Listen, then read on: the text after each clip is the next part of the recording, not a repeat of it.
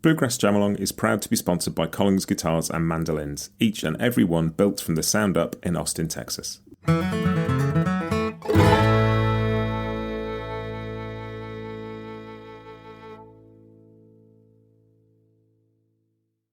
Hi, this is Matt, and you're listening to Bluegrass Jamalong, the podcast for anyone and everyone who loves bluegrass.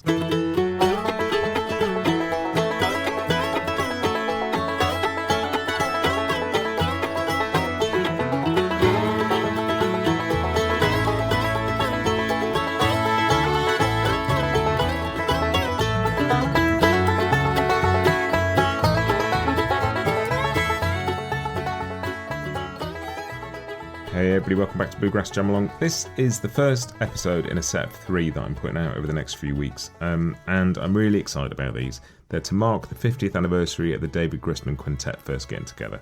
A lot of people love those first couple of Grisman Quintet records, and for me, they're alongside J.D. Crowe and the New South's Rounder 0044 record. They sort of mark a watershed in string band music. It feels like a lot of stuff grew out of that period, and those people and that music, and I really wanted to celebrate that, and so I'm delighted to be able to do that. First part is going to be Mike Marshall and Darol Anger chatting about how they became part of the Grisman Quintet. Darol joined first, Mike followed. We also talk about Tony Rice joining, the kind of changes that happen around the bass role as Todd Phillips switched to bass from mandolin. Mike came into the band. Just a fascinating chat. You're not going to hear from me an awful lot in this one. I let Darol and Mike basically interview each other because they were there and they know what it was all about. And I chip in a bit now and again, but I largely leave them to it, and it's a joy to listen to.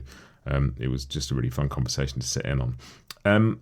Part 2 will be a chat with Todd Phillips, who was there from the start, and part 3 will be a chat with David Grisman, who was obviously there from the start. These 3 episodes have been a delight to put together. Hopefully, if you're fairly new to the Grisman Quintet stuff, there's something interesting in here for you. Hopefully, even if you know it really well, there's some stuff in here for you. I learned a lot and really enjoyed these conversations. If you know any people who love the David Grisman stuff and maybe don't listen to podcasts, send them a link. Share this stuff around. Be cool to get as many people to hear it as possible, because it feels like some fun content around a really important, exciting, and more importantly than anything, enjoyable time in string band music. That is it. I'm going to let you listen to me and Mike and Darol. As is sometimes the case with these conversations with people I've spoken to a few times before, we just sort of wander into the chat rather than being a structured opening, and I wanted to leave some of that in because it felt really interesting. We chat a little bit about the celebration of David Grisman's 80th birthday that had just happened that they've been at, and there's some really interesting stuff in there too. So here we go. Here's my chat with Mike Marshall and Darol Anger about joining the David Grisman Quintet.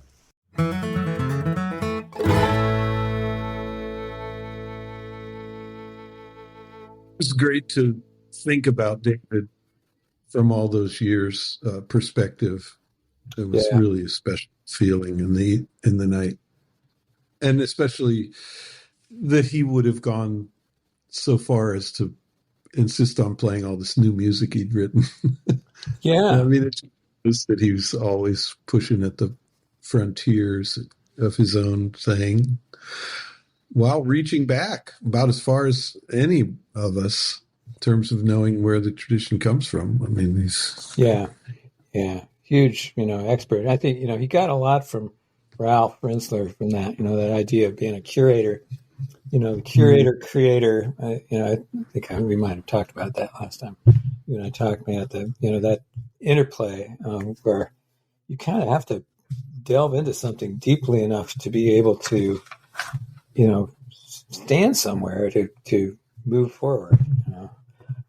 You can't just be moving forward in a vacuum. It's like, you're in that elevator in space going whatever direction, you're just bound to be repeating, reinventing the wheel a lot, but if really starting from somewhere, and, David was such a great curator of stuff, and just knowledge of bluegrass and other music was very deep. And, he taught us about the fact that something wasn't popular had nothing to do with whether it was great.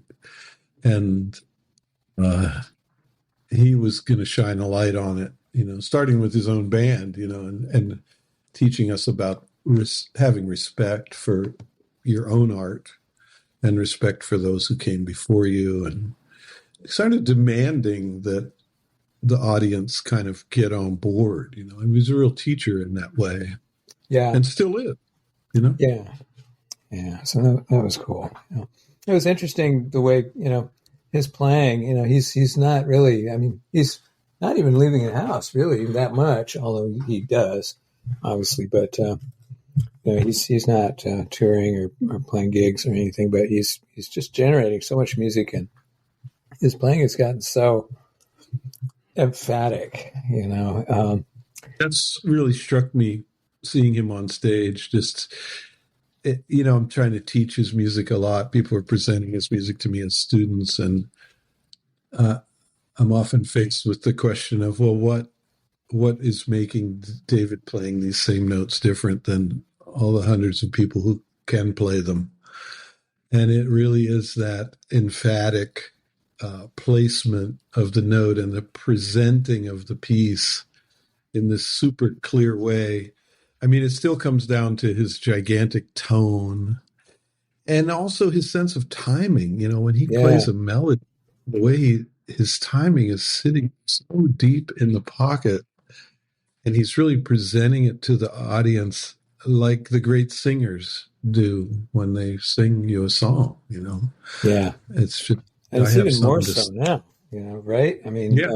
It's like he's like Armstrong or something, like Pops or something now. It's like just he's systematically cutting away everything that doesn't sound like him, and that's really an interesting thing, because, you wouldn't necessarily think, obviously David and Stéphane Grappelli had an affinity, for each other's music, but that kind of real pragmatist, I'm not going to play anything that doesn't sound great kind of attitude is led Stéphane toward the end of his life to play less and less. At the end of the last concert I saw of Stéphane, he was playing the melodies of the tunes and letting the guitar player, and those melodies sounded like Steph. They were perfect.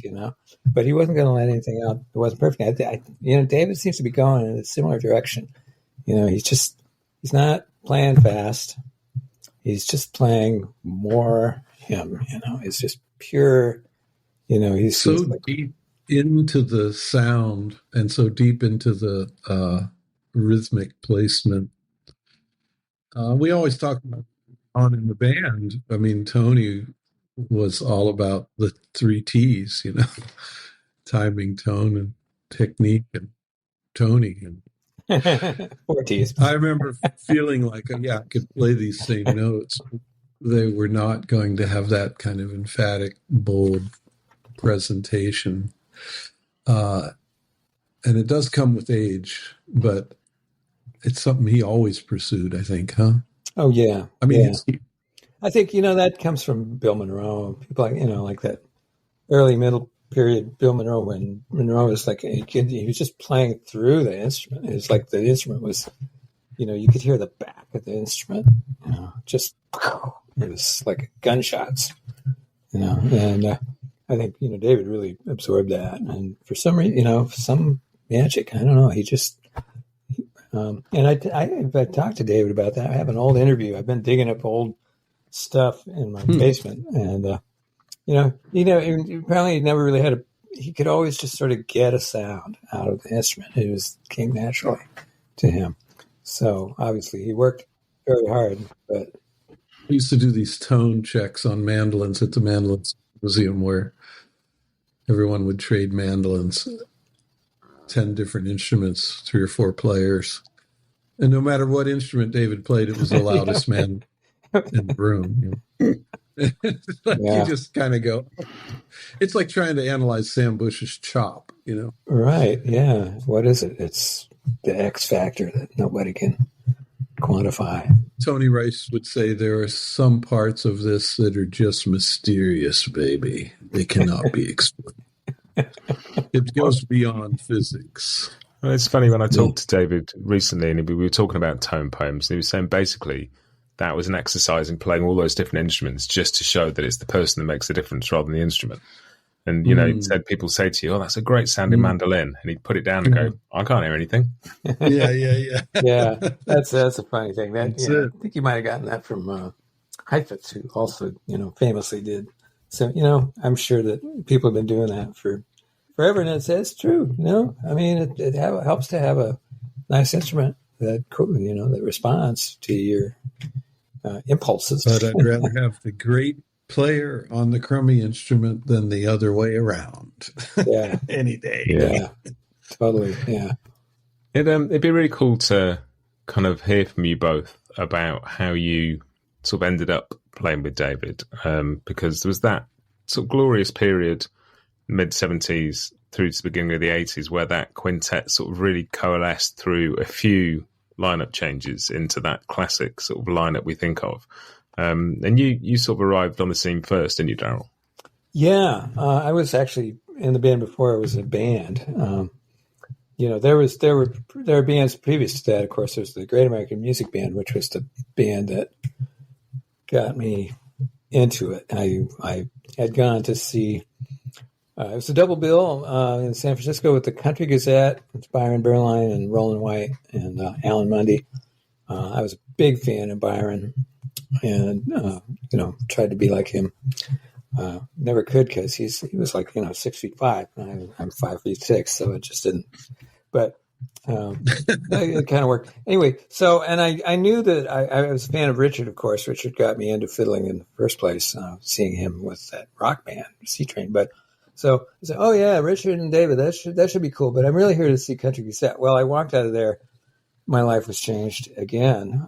I brought one of those little shoebox cassette machines to the gig, and it was the Great American Music Band. It was like Richard and David, and on the front line, and then the back line was John Carlini and a woman named Ellen Carney just playing sock rhythm on everything, and Joe Carroll on bass. And that blew my mind. They played the Great American Songbook. They played David's originals. They had some of those symphonic arrangements already in place.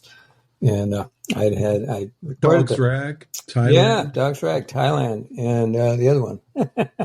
Dogology, right? Yeah.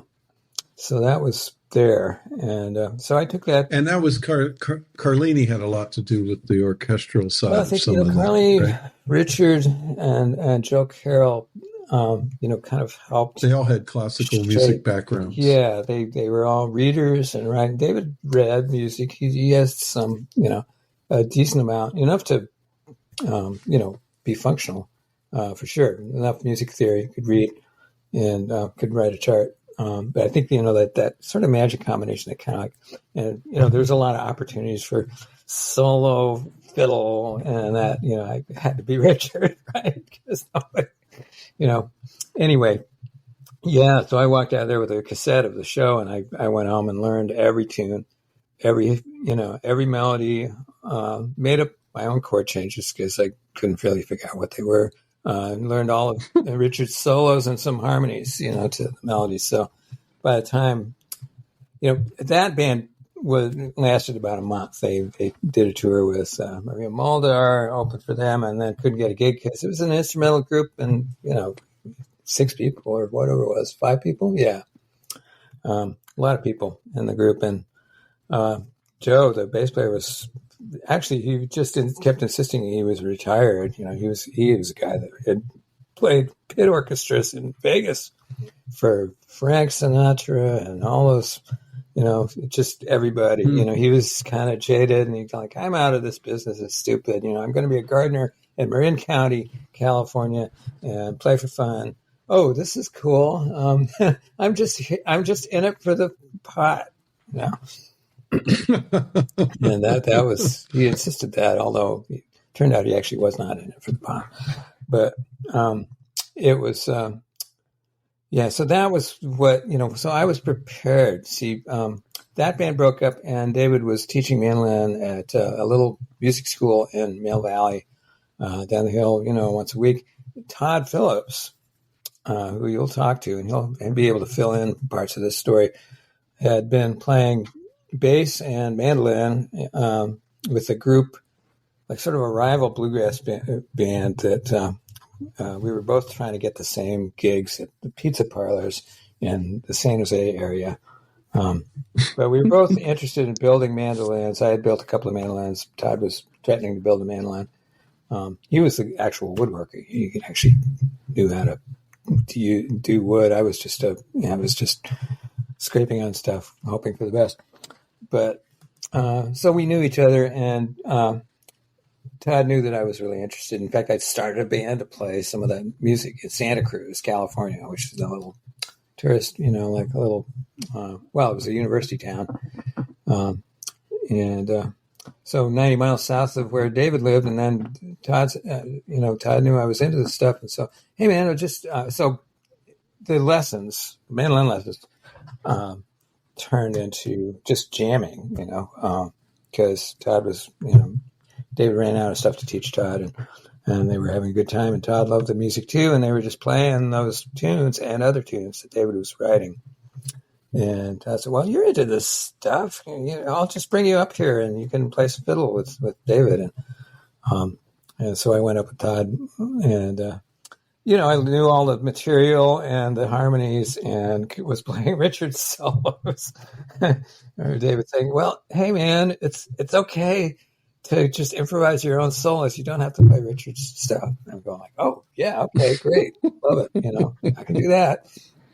But, so I was, this for me, it was like, I was born to do this. There was a definite feeling of like, this is my fate in life. I was, cause I was young and dumb and, just, I'd say smart. Well, good choice. It was interesting, because really, there was any number of really great fiddle players in the San Francisco Bay Area who could have done the job maybe a little bit better than me at that point. But I was the only one that kept showing up. I would drive the 90 miles to David's house and back, 2 or 3 times a week until I finally wound up just living in his basement for just a few months. Yeah. Yeah, it's crazy. But yeah, it definitely. So I went from, like we were jamming and it was like me and Todd and David and Joe. And, I think it was just nice for David to have people that were just into his stuff and would just show up and for free. And then, David had a couple of projects. He had the David Grisman Rounder album. And he had just met Tony on Bill Keith's record, something old, something borrowed and blue. And I believe that record, I'm not sure, did that record have Ron Carter on it? No, that was a different record. But I think that record was cut the same weekend as Tony Trischka cut his record for Rounder. Okay. Didn't he use some of the same musicians? Probably did. They probably just, tag teamed it in. And didn't the Rounder record come out of that same batch of sessions, or did David go back and record his Rounder record? Yeah, he went back. Yeah, he had to, there were issues. So he met Tony on the Bill Keith session. Yeah. That was when they first connected. And that's when David played him some of the stuff you got. Some of the Great American Music Band stuff, possibly some of the jamming stuff that we were doing, because David was recording everything at home. We were just, getting high and playing all day. And so that was cool. So Tony just responded very positively, with the famous quote. I think you've heard the quote. You give him the unquotable quote. I'd give a body part to, play this music. But he was in J.D. Crow's right? group at that time. It was the left one, not the right one. But he was in J.D. Crow's group, and they were playing 5 nights a week at the Holiday Inn in Lexington. Yeah, Kentucky. That was their winter gig. That was to keep the group together. That was bluegrass since forever. Really, that was a step up in some ways. You play the festivals in summer and do those. And Mike, you can speak to that, because I really didn't do that original bluegrass festival thing, but they did. And then they come off the road in the summer, and then like, what do we do? Oh, okay. Well, we got a 6-night-a-week gig at the Holiday Inn outside of Lexington, on the freeway interchange outside Lexington, Kentucky. whew. Mm-hmm. Yeah. Well, yeah, that was how I met Tony. They were coming down to those festivals in the South, in Georgia and Florida, where I was with my teenage bluegrass band, the Sunshine Bluegrass Boys, would play some of the same festivals. yeah. And so I knew about Tony's other recordings, the stuff he'd done with Bill Keith and his own solo projects and the Rounder record. So we had met, and like the scene is such that when there's some young hot picker, usually people know about each other. I'm sure I was hanging around. Yeah, we were hanging around Tony and JD and all those guys. Ricky Skaggs and Jerry Douglas were in the band. There's stories of us going over to their hotel rooms and getting to play the Antique, even with my Sunshine Bluegrass Boys, and sort of drooling and freaking out that we got to hang out with these guys who we very much admire. Well, that's the beautiful thing about, that bluegrass and those, and still to some extent, there's not that much distance between the people at the bottom and the people at the top, so to speak. And the fans all play. That's one of the most. That's the most robust art form you could imagine. Where you have. Supposedly, the performers and the audience. Well, the audience could just as easily be up there, although but many of them. but Sure. it's like really, it's a situation where the performers are doing research and development for everybody that's in the audience. They're just here's something you might be interested in. And do try this at home. Right. And then there's that sort of transition kind of, because by the time Tony arrives in the band, then that sort of first album lineup's pretty solidified. But it's sort of the bass role and the bass role changing, leading to Todd ending up on the bass, that sort of changes a line through that. Well, that was when I showed up, I guess. Right. I knew that this band was forming before it formed. I knew Tony had moved out there. Wow. And so I knew that something incredible was going to happen. And boy, when I put on the needle of that first quintet record, the top of my head came off and my life changed forever at that moment, just like I guess it did for Darol. Yeah. There was a kind of religious fervor, no doubt about it. And David had the magnetism to handle all of us crazies who wanted to be around it. He was very good at getting us to facing in the same direction, and kind of keeping everybody charged up about the material and what we were doing. And that, man, he had to, because we didn't play a gig. Leading up to where you came in, we went almost a year without playing a gig, just trying to get the music together. It was driving Tony nuts, of course. I had a 2-night a week. He went from playing 5 nights a week to hanging out in David's basement, learning all these weird things. I had a 2-night a week gig at the Pizza Parlor in San Jose, and I'd invite Tony down to sit in with the band, and it was just a miserable experience for the other guys in the band, because it was Tony Rice. I got to play next to Tony Rice. Nobody could stand. It was like, I was loving it, but everybody. There's that's part of the intimidation factor of the guitar hero thing is so extreme, and I think Tony was just he was just as intimidated.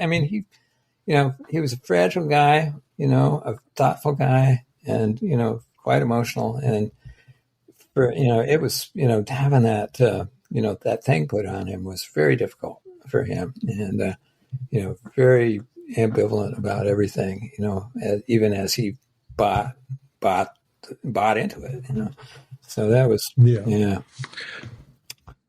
Well, I'll just speak to the walking in the room, having spent a year with that first record, and like you did, Darol, learning everything I could from it. Then you sent that cassette of you playing a bunch of that stuff in your own material, playing all the instruments to David. And man, we listened to that and it was like, man, this kid, wow, he can really do this. This is great. I was freaking out. And then to walk in the room in Mill Valley in David's house with you and Todd and Tony there. That was the nearest thing to flying that I had ever experienced up to that point. I mean, the feeling of the groove. Yeah. I mean, everybody talks about it, what Tony provided. I mean, Tony and David together. Yeah, those two, the Gasoline Brothers, just amazing. It's a very powerful, explosive feeling. And all I remember is I get to be a part of this and I just don't want to fuck it up. It seemed like a very fragile thing, and it was a ride. A unique sound in a way, because you've got the two mandolins and a fiddle that are all the same range. No banjo and a guitar. So the guitar's role in that band is a little bit different than your average string band, isn't it? It's got a bit more space around it at times. Yeah. Then in a bluegrass band, since there's no banjo, he could float through and sustain things, and it's very hard to describe. It's just a magical thing, and we were all totally bought in to it. And that's what bands need, It's like you got to be totally on board and functioning as a team, like a good sports team. Yeah. And that's where a good coach, a good leader comes in, whether you talk about Miles Davis obviously had that, great band leaders. Bill Monroe had it. Yeah. Had a way of getting everyone to be serious about doing the best they could for this music. Whether it was their music or some other music, it had to be perfect. Yeah. And everyone was bought into that ideal. Yeah. Yeah. Well, all those that you mentioned there, so obviously David's band and Miles Davis and Bill Monroe, and all of them, you see the people that came out of those bands and benefited from that as a learning experience. And, especially early on, it's attract like-minded people who might not be, just trying to do something that really, is, you're looking for like a framework to, develop your stuff in. It's incredible how little we knew. Yeah. And yet how determined we were. I mean, when I think about how much I've learned since about a much broader music thing that was always there. Whether you're talking about Brazilian music or classical music or jazz or all the things we've explored since, but how naive and ill-informed we were in a way. I mean, even having arguments about what a minor 7-flat-5 chord was. Actually, how do you play over it? Right. Why would you do that? Yeah. But trying to figure this thing out through our own weird lens. Yeah. That's true, and David had some, kind of with breaths there, just through being around Rensselaer and the Smithsonian, stuff, and that aesthetic, and that rubbed off on me a lot. That was really good for me. But yeah, we're all coming from a very different scene, like I think David and I might have been as closer than, David was obviously, 9 years older, but, we were both just really had grown up with the Beatles, that idea of like original eclecticism where you're just throwing everything to the pot. I think that, that was definitely, very rich period, late 60s and early 70s, a lot of original stuff, a lot of people combining, various kinds of folks' musics. The whole jazz rock thing was happening with Weather Report, Return to Forever. Starting to come up, yeah. Although, it's so funny, for a while we were not listening to anything, except ourselves. It was wild, like musical Moonies or something. I missed a whole. It was kind of a religious fervor around the thing. I think I missed a whole decade of pop music. During that time, I have no idea what was going on. On the radio, AM radio for sure, FM radio maybe. I don't know. We'll be right back with you just after this. Bluegrass Jamalong is proud to be sponsored by Collings Guitars and Mandolins. The Collings team will be bringing a sample of their finely crafted guitars to Brian Sutton's Blue Ridge Guitar Camp on May 28th through June 1st. Attendees will have the chance to directly compare Collings Standard Series, Traditional Series and Hill Country Series instruments to find their perfect fit amongst the Collings Dreadnought lineup. The incredible faculty includes Brian Sutton, Julian Large, Jake Workman, Tim Stafford, and more. And the event culminates with a guitar celebration concert on Sunday night, June 1st, with tickets available to the public. The concert features performances from the entire faculty, along with bluegrass legends Ricky Skaggs, Dan Tyminski, and Woody Platt. Find out more at blueridgeguitarcamp.com, and for those not attending, don't forget to follow Colling's Instagram and Facebook profiles that week for updates, photos, and more.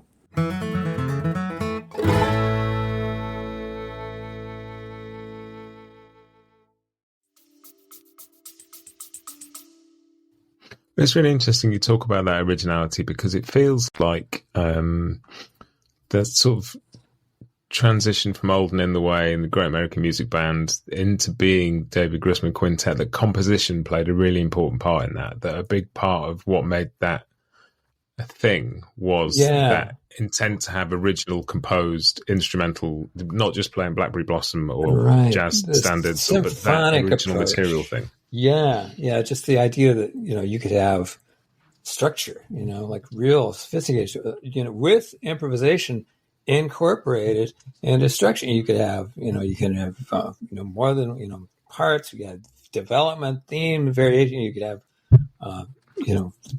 long builds, and if it all falls away, then you do another one, or all this stuff.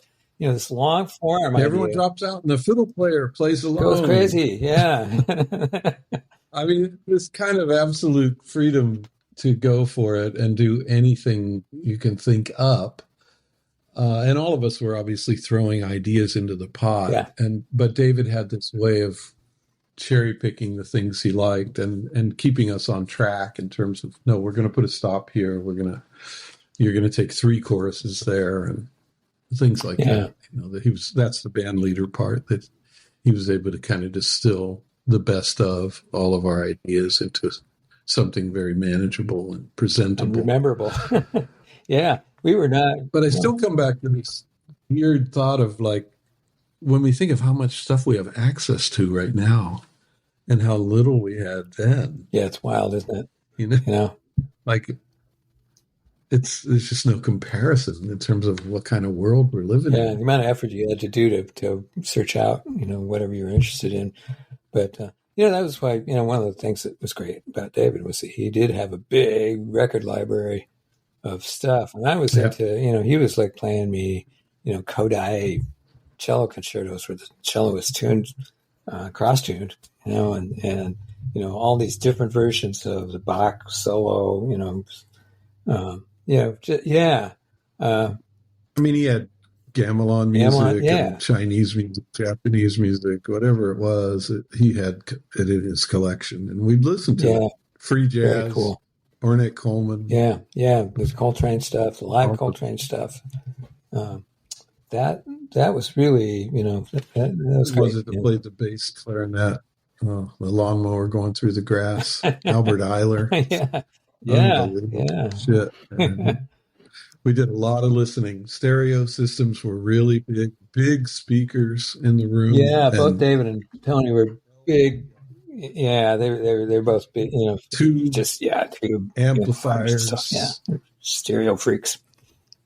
That's fun. Well, and then also kind of, we've talked about this a little bit before, but then just recording this music as well and going into that studio on Arch Street where, you're kind of coming into contact with other people who feel the same, and sort of Bill Wolfe and Bob Shoemaker and people who are kind of, looking to capture the sound in a way that will sound amazing on all this equipment as well.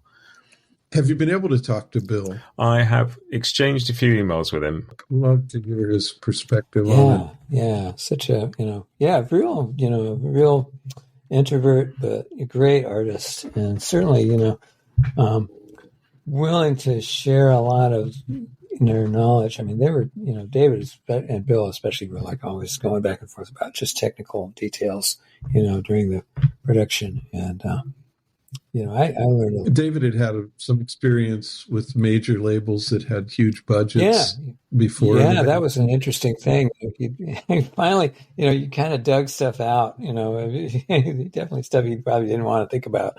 That some gigantic failed project with the Rowan brothers, they were going to be the next Beatles, and they had this whole record, and it was like highly produced. I remember David played me, under duress, the first cut, which it was like you hear the sound of a needle dropping onto vinyl, and then it's like like 30s, like recording of, it's like all mid-range and stuff. And then that gradually turns into, the Rowan Brothers. Modern sound. Yeah.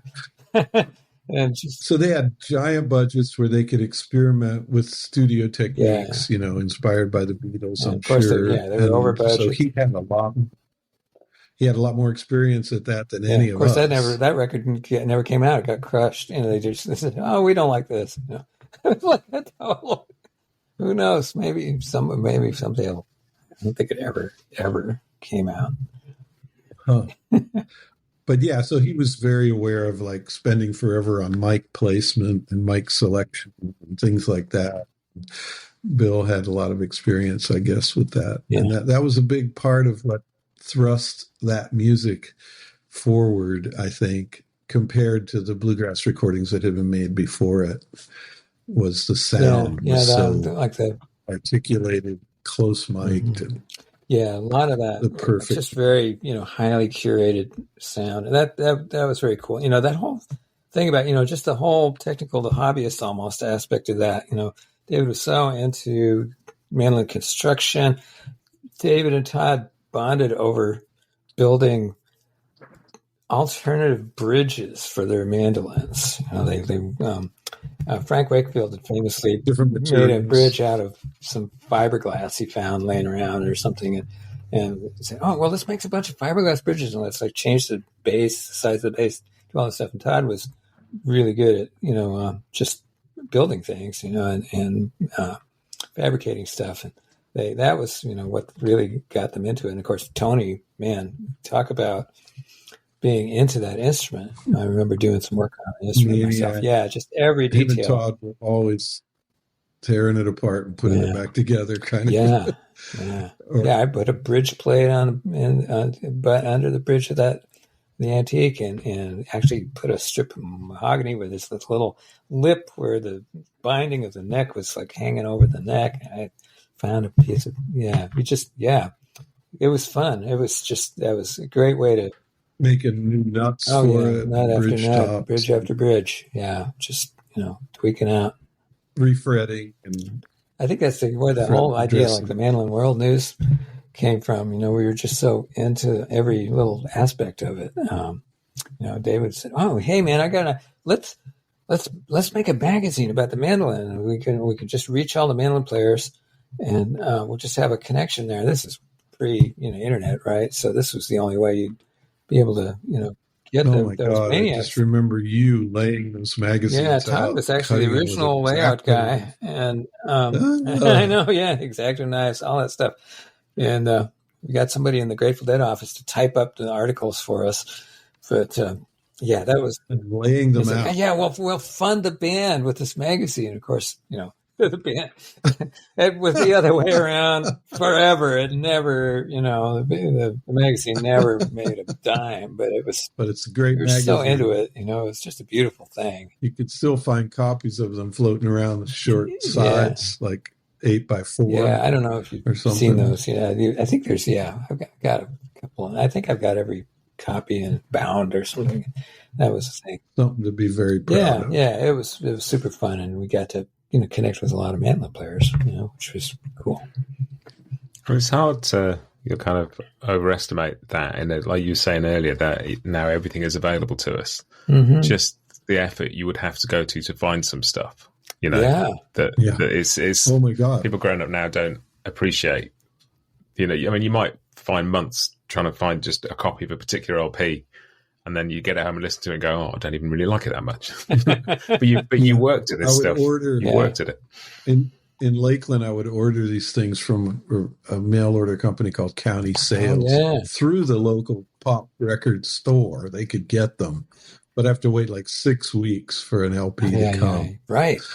And I'd put that thing on and just play it forever, all day, every day, just one record for like 3 weeks. And I think about how lucky I was to be in the San Francisco Bay Area during that time, because there was in Village Music, famous record store, right down in town from where David was living, and they had all the county records. They had all the weird, they had all the rounder stuff. Kenny Baker and Joe, who's it, and all that stuff. So that was Josh Graves. I just didn't have any money. I couldn't buy the record. I had to wait to buy the record. That was the problem there. And how did it feel being in the middle of all that at the time? Because it's really easy for somebody like me to look back at that period and see it as kind of a watershed in string band music, and sort of think that started, I knew that it was watershed, and I knew that I was really lucky to be in the middle of it. It felt extremely special. That was, we going back to what we were talking about with David being a great band leader and sort of really putting stuff that we were doing every day, all day, in context of, why are we doing this and what are we doing? He was very articulate about that and very clear that this stuff is, the greatest. It's like it's groundbreaking. We're going somewhere. We're gonna, this stuff is gonna do the. He was the first one of us to have a manager. He understood the music business and agents and how some of that stuff worked, and he also didn't take any crap from any of them. Right. I mean, Here he was with an instrumental band. There was nobody doing instrumental acoustic music at that point. Nobody. The solo guitar thing had not started, really, except for John Fahey. Yeah, John Fahey and Leo Kottke was it. Leo Kottke. But, I mean, there was no Bela Fleck or, Punch Brothers. So This was a very bizarre idea. And I think about Windham Hill and how it's sort of kind of developed out of, this kind of quirky, it did kind of develop out of that. I mean, Will Ackerman was a huge fan of this first record. That's what he asked Darol and I to do. Yeah, when we made our first Chiaroscuro record. He said, "God, can you make a record that sounds just like the first DGQ record?" We said, "Sure, man." We came up with what we did. We can do that. Yeah. Here's bait and switch. Here's our thing. Oh, but he was great too. But that was a. But I think that we were just, and like starting in a place like the Bay Area, which was, it's a region, right? It's unique in the sense of, geographically, it's a bay, right? A very large bay surrounded by many, urban areas. There's like towns all around. So, plus, down the coast, up and down the coast, there's towns. So you get San Jose area, you get Oakland, you get northern like Vallejo, and then up to Sacramento. And then, on the west side, you get this huge, kind of a suburban area, which little towns. And then, of course, San Francisco, Palo Alto. And so you could actually build, a regional following by playing a lot of gigs that, in a relatively small area, because people wouldn't necessarily cross the bay. Yeah, you could play in Santa Cruz and the next night play in San Jose and play in San Francisco. You could do something. Yeah, there's all these geographical, features that keep people, even though it's the same region, it's a relatively small area, you get these highly, densely populated areas that, you get groups of people. Support the music. So that helped a lot. And David's connections with old-time music business guys, the A&R guys, those guys that would they're kind of free-floating. They'd work for one record company for, a couple of years, and then they'd get fired, and they'd move to another record company. Creepy. And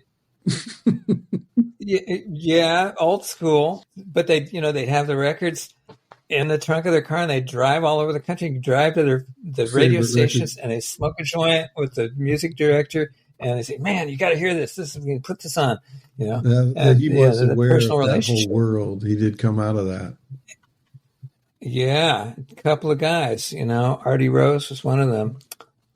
These folks that were very deeply embedded in the record business and maybe sort of semi-retired, but they had the wherewithal to kind of work. David's that first record. They actually, there's a couple of guys that really got on board, huh? Sort of made it happen. Yeah. And this whole network it's gone with the wind. It's gone and gone. But back then it was still you had to get pretty stuff strong. on the radio. And a lot of those guys, you had to get it on the radio. Yeah, you had to know people. You had to know, because this was weird folks. music. Radio. This is instrumental acoustic music. Who's going to play that? But that's a beautiful thing. Yeah, community radio. I guess the jazz stations would play one track per day or two or something. They would sneak it in. Yeah, I would love to have really heard the story of that. And the folk stations were on board. The bluegrass stations. There's like a bluegrass hour on a station like KPFA. They might slip it into the world music hour. Yeah, and again, you get a lot of community radio in the Bay Area and NPR, National Public Radio, that kind of stuff. And that was very strong back then. But it really grew out of just a grassroots passion. I mean, it sold like hotcakes, and it was a new sound that word of mouth spread. The word of mouth was, ridiculous. Well, presumably, like the other musicians were hearing about this and wanted to come and hear it, and it must have made some waves in that world as well. Yeah, I think it really did. That's funny. I mean, because you had the folks on the East Coast, Tony Trischka, Andy Statman, Matt Glazer, and that whole crew, Russ Berenberg, and those guys were like doing very, innovative, crazy, music, which was really reflected like that urban megalopolis, East Coast thing, which said kind of a crazy quilt of cultures. Like you'd walk down the street in Soho and you'd hear, every kind of music from every country, like blasting at you. You'd like walk 2 doors down and you get like Bulgarian music. And then the next one would be next door down would be Brazilian music coming out of a shop front. And that the way they played that stuff sort of reflected that crazy quilt thing. And what's interesting about, the Grisman thing was that of this stuff, most of those same influences were there, but it was more digested. It was like fully sort of, it'd gone through a digestion process where it was more, because we were, we were not in that kind of like, intense urban. You guys were settled in that way that the California life settles people. I think so. Yeah, you can speak to that, Mike, because I'd been there forever. I was just, for me, I was like just swimming in There's it. a very special feeling to the San Francisco Bay Area, and especially as you get outside of the center and get up into the Redwoods and go into places like Mill Valley and Fairfax and Larkspur. It's very hard to get any feeling like that anywhere but there. And I think that's for sure reflected in the music. Mm-hmm. When you think about the difference between that and New York City, God, it could not be more different. Yeah. Hot tubs. Right. And marijuana. And right. There's some amount of leisure to think, and create, and inspiration to create. You think about people like Vince Guaraldi, a jazz guy, but they had so much going on, extra, other stuff. Dave Brubeck, all these Bay Area people. It's reflected in jazz music, the West Coast jazz sound versus New York versus Chicago. It's clearly environmental. It affects the music. Yeah, I think there's a regional sound, still, like just Appalachian or, East Coast, Northern East Coast, you think about it like for fiddling, and things like that. There's all these regional styles. Well, I think there's regional styles in just about every kind of music. But again, I would draw it back to David, his experience with pop music, recording production techniques, and then you combine that with this intense focus of Tony Rice and what he brought in terms of timing and tone that comes right out of J.D. Crowe and Bill Monroe and that looking for perfection, which was not those guys together. Yeah, that was not something that the East Coast guys were so focused on. They were more into this patchwork of wildness. Andy Statman and the guys. Russ Bernberg has a beauty and a delicateness to his whole thing, which was real different. Yeah, but I think Tony gave all of us this kind of intense laser beam focus towards the fire. He brought the fire, and him and David together. That rhythm section. It was like Elvin and Peter Erskine or something like. Just like it's David. Two very different ideals. And yet they were just in love with each other's rhythm thing. And these things would develop over there.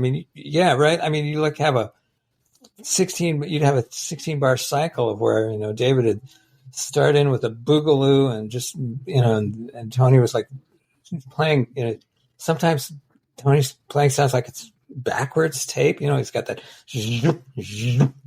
where like, each musical phrase, it's like ends, and so he's doing that and David's like all over the place. And then Tony kind of starts,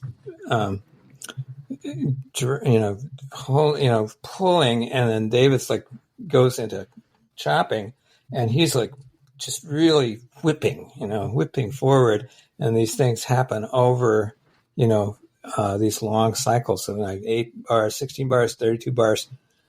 Yeah, Mike, you were dealing with that. You were like, it never really got said, right? But, you had to play whatever David wasn't playing. Right. Whatever David was playing, you had to play the other thing. Yeah. And you just had to. That's the role. Second mandolin. Todd had a great way of doing it, and I had to find my own way. But what you're trying to shine a light on is this, especially say somebody's taking a long solo, like if it's violins, if you're taking a long solo 20 times through a series of chords. Those guys had a way of building. David especially had a way of constructing that length so that the whole thing built.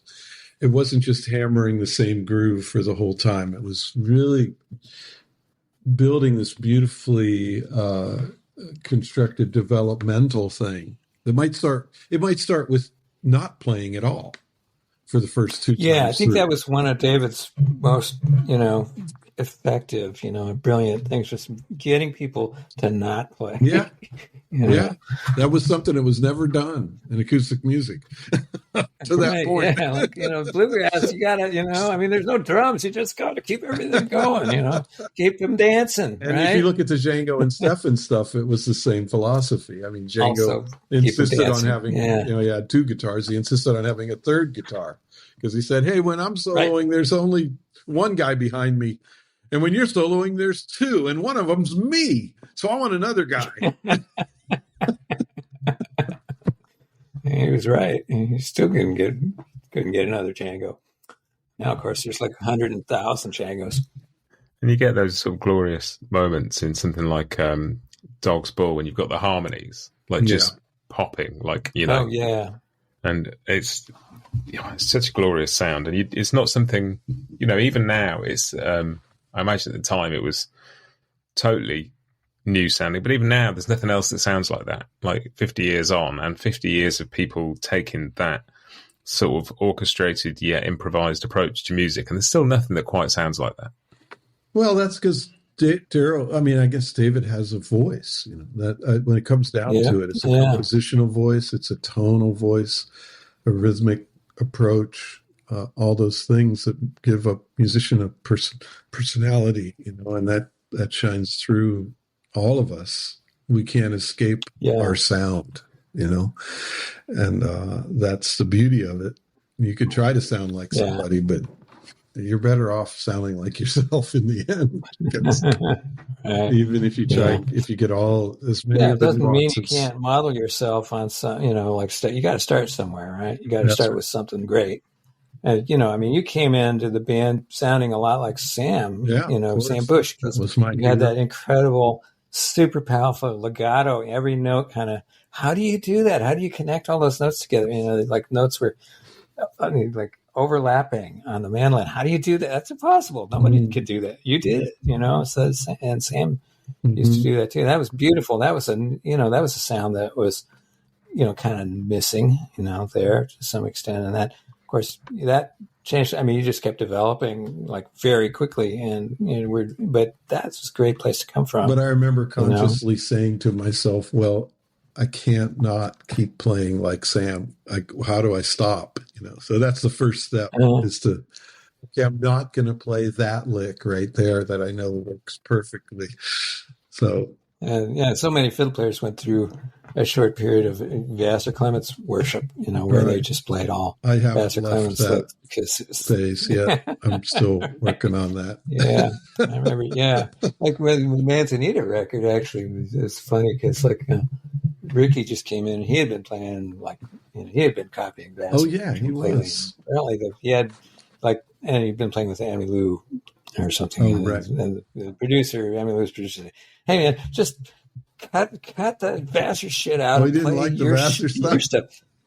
He said, "Well, if we want Vassar, we'll get Vassar." Oh, that's funny. But it's so recognizable, somebody like that who, if you play that, it's the same with David. If you play a David Grisman lick, and it's, that's dog. Yeah, that's dog music right there. It's pretty funny. Oh, and Tony's the prime example of that, isn't he? He's created such a vocabulary that now is everywhere. Yeah, sure. As Todd says, Todd's so funny.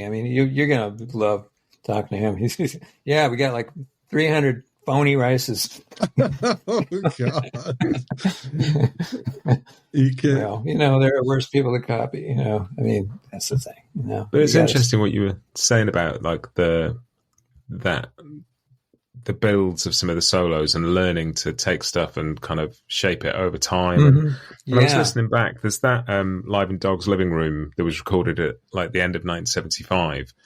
And it's fascinating hearing that versus like the records or some of the later live tapes, because you can almost hear Tony learning how to do that.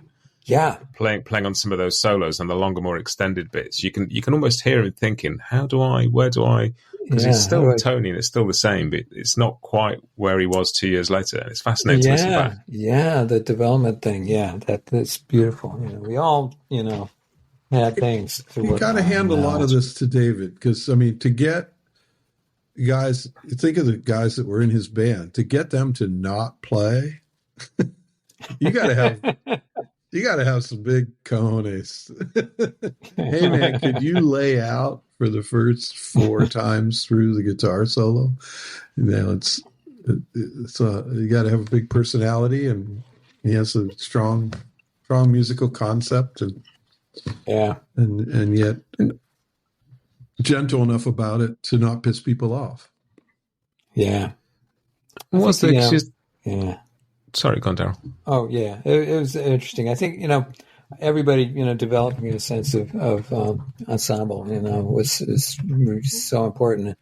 I think that I was even though I was kind of challenged as far as just certain execution factors, I think I was in some ways a better choice than some other fiddle players, because I spent so much time playing the last chair second violin in my school orchestra and playing inner parts and kind of getting to know, what goes with, what's on top, what's needed here, ensemble wise. So I always felt a lot more comfortable playing, backup and stuff. And and when I look back, I listen back to that stuff, and I still was playing too much. I was playing all the time, even though I was trying to play background lines and things like that. I was still just excess, but having a real, sense of, well, how is the entire sound of this thing what I play, how is that going to affect what's happening on top, the lead? And so in that way, I think, I was probably, probably why I still stayed in the band, actually. Why I didn't get fired. Well, I think a lot of what that music presented to all of us was this idea of looking at the music sort of horizontally, like a score, if this is going on right now, you shouldn't play. If there's a hole here, maybe there's a place to play there. And that was not the way of thinking about old time music or bluegrass music necessarily, except the violinists do when they back up a singer, play fills. Yeah. Bluegrass has a structure that's built set in stone, and it's kind of beautiful. I mean, it's beautiful. It's perfect. It's like Mozart or something like that, but you're really locked into that formula pretty much all the time, And we were really trying to, open that up and experiment, with other things. And I think, not having a banjo kind of helped, because the banjo sort of has to play all the time in order to be the banjo, right? Mm-hmm. Well, also, if you're playing the fiddle and Mike and David are playing the mandolin, and you're all basically playing something with the same range and the same tuning, then that thing of getting out of each other's way becomes really important. Otherwise, you're not going to hear anybody. Mm-hmm. Yeah. Well, you guys spend a lot of time, looking at voicings, how complementary voicings. You only have 4 notes to deal with. Some of these complicated chords, you could fill in for each other and make these really beautiful. Well, that's another thing that David brought to the music was extended harmony. And we should shine a light on the introduction of the major 7th chord to bluegrass, or 6. Sharp 9 or major 9. That was the first time any of us were hearing those sounds. And major 9. I don't know if David, where was he getting that stuff? Yeah, you guys were playing jazz standards to a degree and looking at some of those harmonies.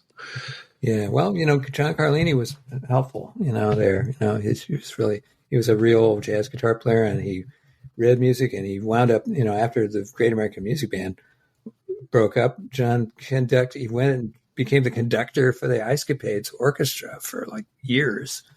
And John really knew his stuff, and actually, he would come back and he worked with Tony a little bit, this was a period when jazz was just beginning to be taught, right? Berklee School of Music. Yeah. I don't know how long it had been in business, but there was no real book, or the real book had just come out or something.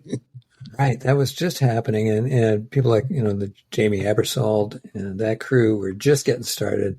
They were starting to do these play-along things. That was exciting. The jazz harmony. Jazz pedagogy was just starting to form. And that was helpful. I remember, like, one of the things that really probably did more for my vocabulary for decades was one 12-bar minor blues exercise that Joe Carroll gave me out of a Joe Pass guitar book. Wow. Like 12 bars of very dense jazz material that I built a whole style on. Really? Come on. Yeah. Oh, I could play for you right now. Yeah, by memory. It's just, it's burned into my brain. It's like it had a whole tone scale in it, it had a diminished scale in it. It had, minor, had a major minor. I mean, you were the one studying that stuff more than any of us.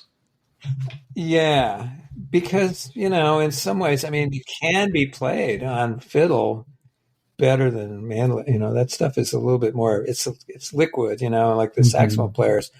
Matt Glazer and I used to joke that, even the greatest jazz violin player is only as good as sort of a medium good saxophone. Jazz saxophone player, but that's just the nature of what can be done on the instrument. I think technically, but I was really into that stuff, and to some extent, solos.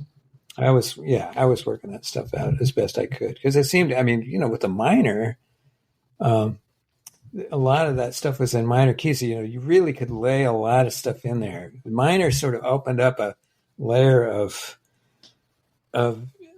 gravitas to the music. I mean, if you take a tune like Minor Swing and put it in major, it sounds pretty dumb. It's like, whoa, really?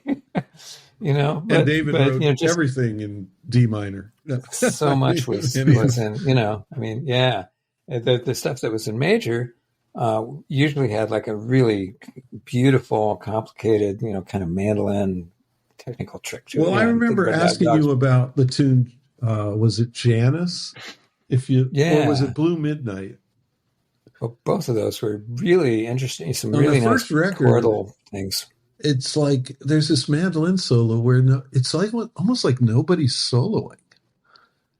Oh yeah, right. It's just like kind of David's kind of tremoloing a little note here and there, and the groove is unbelievable. And Tony's making these beautiful sweeping chords. It's like an ensemble solo, right? Yeah, and I was like, who's supposed to be soloing here? Yeah. And I remember you saying that it was a time when you guys didn't really know how to blow through changes like you do now. And you just found notes that worked. Right. Yeah. Yeah. And that was happening, or looked for textures. Yeah. I think that, that was, there's a lot of serendipity in that first record, just stuff that I remember.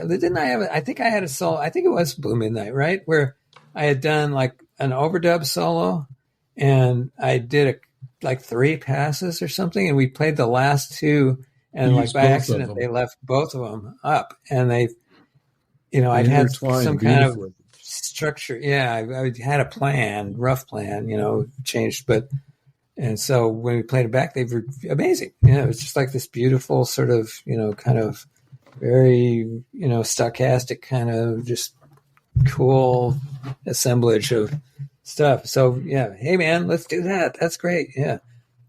So that kind of, the found, sound thing, things that was really, being open to that kind of stuff, was really great. And some essential function of marijuana, but, not always. I mean, it was just really, just being open to unexpected, things that were beautiful.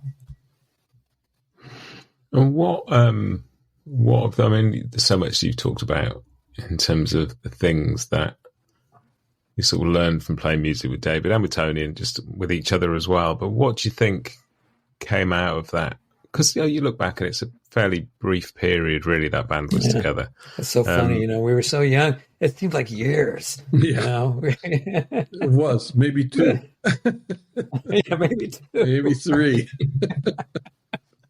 Well, I was looking back. I was talking to Tim Stafford the other week, and we were just talking about that, like the mid-70s period where you had the J.D. Crowe and the New South record, and then a couple of years later, that first Grisman Quintet. It felt like those 2 records changed the course of string band music in some ways. I think so. Yeah, certainly. Yeah, boy, that New South record, man, that just it represented the final victory of the Jimmy Martin school of bluegrass over everything else. But wow, yeah. What is it about that time? It was a time that a lot of stuff was just there was like, we had a education system in this country that was working really well, and there was still a lot of financial flushness hangover from the post-war era. It's just a lot of that stuff was just kind of coming to fruition. You could actually live in the Bay Area as a musician, for instance. Gasoline cost 29 cents a gallon, stuff like that. Yeah, people could afford to live and, have, leisure time to, work on whatever, have a hobby, And then sort of from that group, you 2 pretty much moved on at the same time, didn't you? Yeah, we did. And Oh, I don't know. We can't quit. I don't know. Yeah, we were thinking about quitting, and then I think, it sounds like you guys kind of want to go your own way, I think was how it was presented to me. Yeah. I was like, yeah. You're right. That's exactly what we want to do. You're smarter than us. It was, very difficult. I mean, it's hard to make a decision to leave a group like that. At the same time, you're like kind of busting at the seams, like, oh, we got all this stuff that we, all this material that we can't play, we can only fit it into the cracks between these other gigs, and we don't want to get in the way of, other tours, band tours, where are we going to play, Our first, Craig, our Davis manager, booked us a tour in Alaska. That was our first tour in Alaska. Just get them as far away as you possibly can. We were up in the Alaska somewhere. Or we could book gigs like 2 months out, but nothing further out. David wanted a certain commitment, and we were getting offers to do things further out than that. So natural frustrations of being in a band. And growing. And this amazing opportunity. Yeah. And that was, and by that time it was just the quartet, right? It was you and me, David and Rob. And there was we were ripping on that. So we knew that material backwards, forwards, sideways, up and down. It's almost like, I wouldn't say it was boring, but, like what more can we do with it? Yeah. And we were writing our own material and wanting to play it out. We put out some records of our own, and like a natural growth.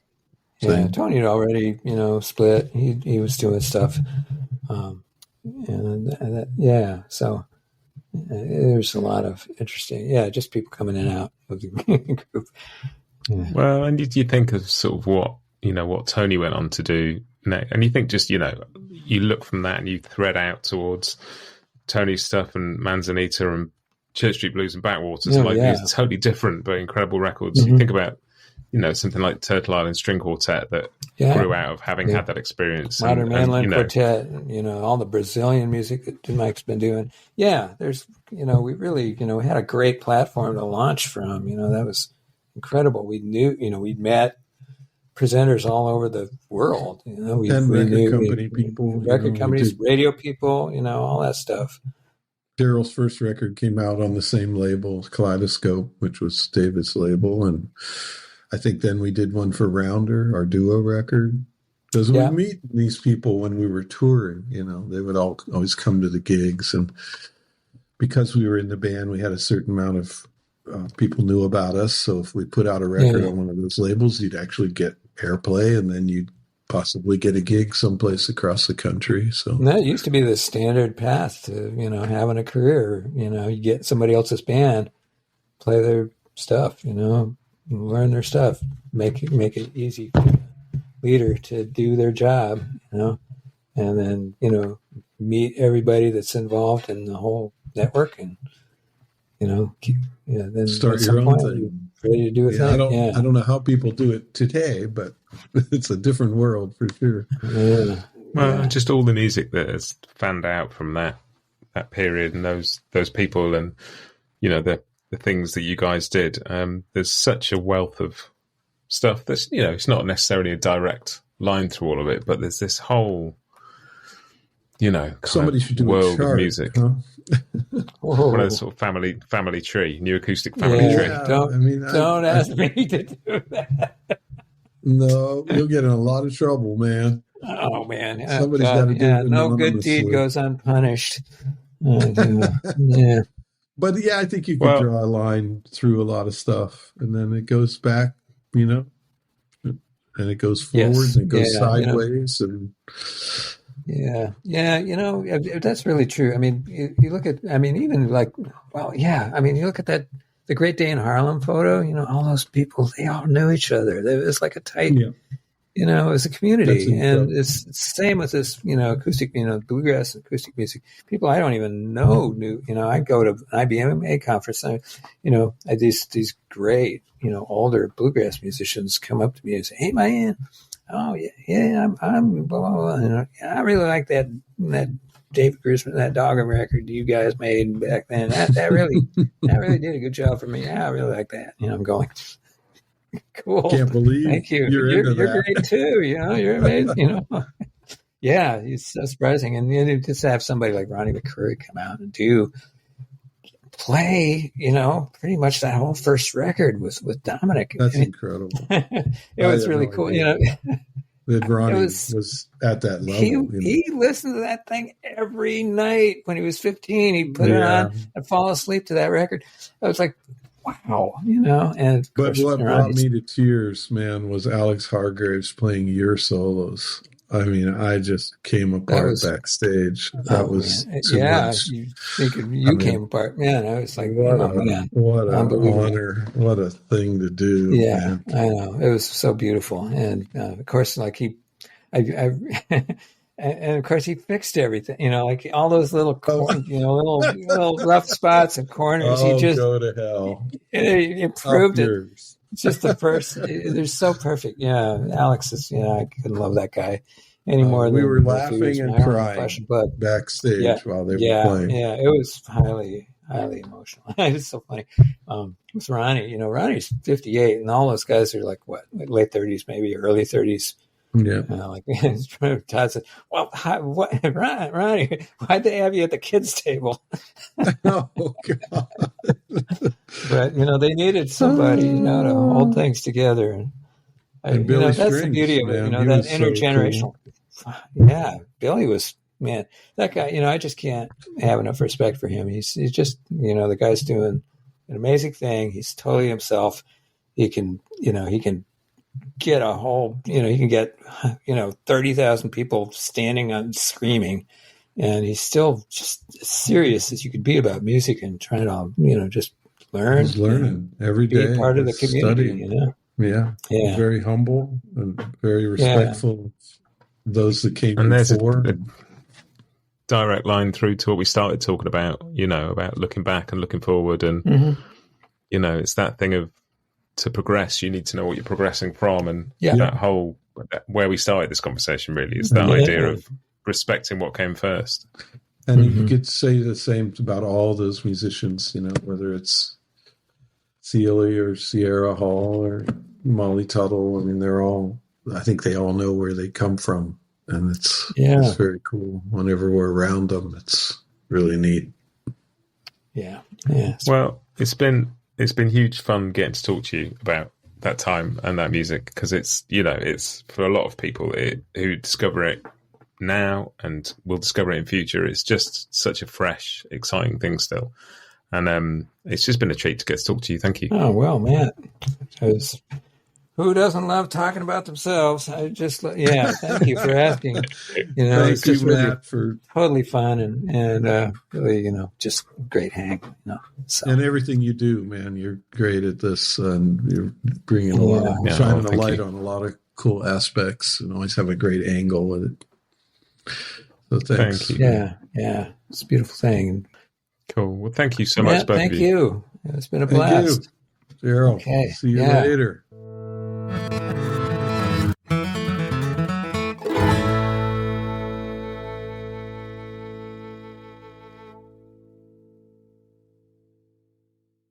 Bluegrass Jamalong is proud to be sponsored by Collins Guitars and Mandolins, each and every one built from the sound up in Austin, Texas.